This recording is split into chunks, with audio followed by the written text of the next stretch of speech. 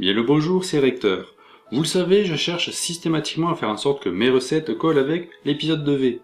Mais je dois bien avouer que pour cet épisode-là, à part tomber dans les pommes, je voyais pas trop quoi y mettre. Mais j'allais pas vous faire une bête compote. Alors je me suis bien pris le chou, et j'ai cherché, et je me suis dit que, au final, la meilleure façon de ne pas finir dans les choux, c'était bête comme chou, il fallait y rentrer.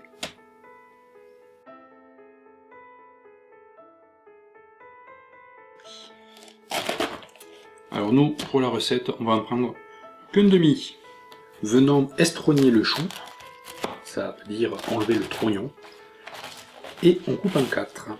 Pensez à déjà, avant toute chose, bien les rincer, puis après, les faire bouillir 10 minutes à la casserole.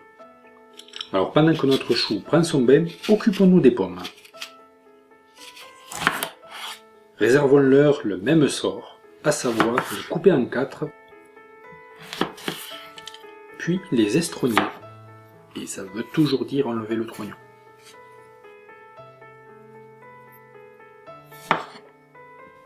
Suite à cela, coupons-les en cubes grossiers et jetons le tout dans un pommier. Le bolet, pas l'arbre. C'est comme un saladier pour la salade, sauf que là c'est pour les pommes. C'est donc un pommier. Si comme moi vous trouvez qu'il y en a trop, la dernière, mangez-la.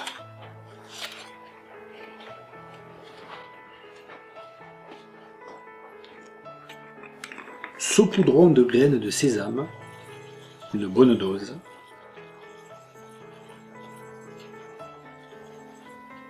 Et arrosons de sauce soja. Une bonne dose aussi.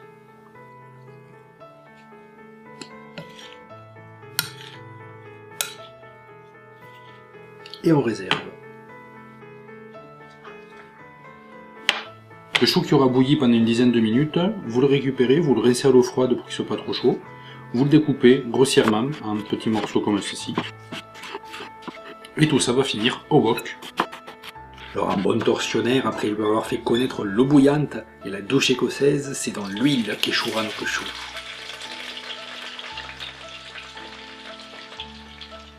Pensez à remuer assez souvent pour pas que ça accroche.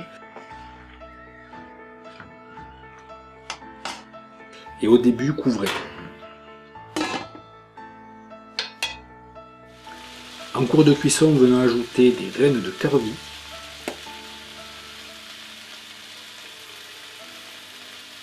Ainsi que de la cannelle. Je creuse un petit trou dans mon wok, c'est absolument pas obligatoire, mais moi c'est comme ça que je fais. Et je vais y verser les pommes.